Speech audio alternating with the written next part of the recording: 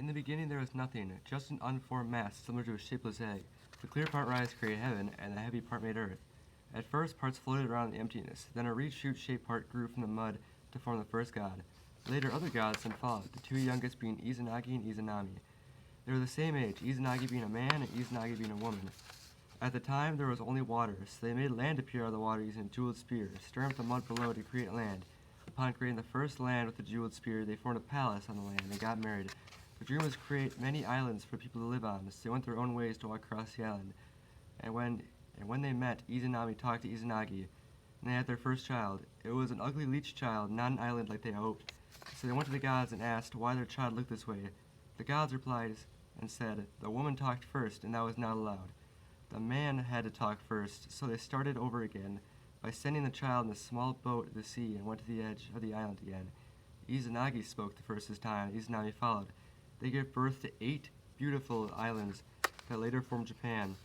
Later she gave birth to more children, the gods of the sea, the gods of the mountains, and the gods of the rivers. But to them it was useless. They needed to light up the new world. Izanami then gave birth to Matarasu, the most beautiful and powerful god. He was so amazing that they specifically sent him to live in heaven with the other gods to reside there.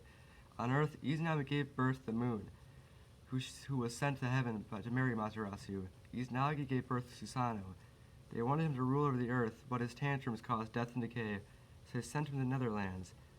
And later, Izanami was giving birth to the god of fire. She was heavily burnt and wounded, but she gave birth to the water goddess and the earth goddess. Then she died from her injuries. Izanagi was so mad at his kid that he killed the god of fire by cutting him to 3 pieces with a sword. The 3 pieces then became their own gods. When Izanagi realized he killed his own son and Izanami just died, his heart was left with grief. He went to Yokai, where Izanami was, but he took his time. By then she had already eaten food of Yokai, and she told him to leave. But he refused leaving, and he stayed to get Izanami. But when he broke off a piece of his many-toothed comb to reveal light on her face, he saw maggots eating her. And then when she realized that he was eating her, she then sent the 8 ugly women of Yokai to chase him. To stop the women, he threw his headdress that turned into grapes, and then they ate. And then he threw his many-toothed comb at them, which turned into reed shoots that they ate. By the end, he got to the end where he put a boulder that only 1,000 men could move, and he talked to his wife. And then they split up.